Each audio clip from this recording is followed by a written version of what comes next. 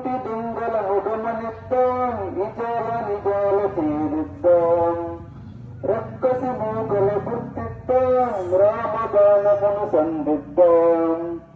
చరిత్ర నేర్పిన గుణపాఠాలను ప్రతినిత్యం పఠించదాం. మనం మనం మహాగణం, మహాగణం మే ప్రభంజనం, దేశం కోసం జీవిద్దాం. ఈ మట్టిన పుట్టిన కుందేలే వేట కుక్కలను తరిమెనులే, ఈ చెట్టున ఆడిన ఆవుడతే సేతుబంధనం చేసెనులే.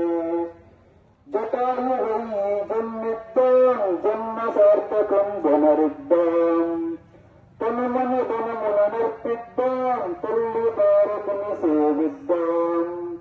పరంపరాగత చరిత్రలోని పరమార్థం గ్రహించుదాం.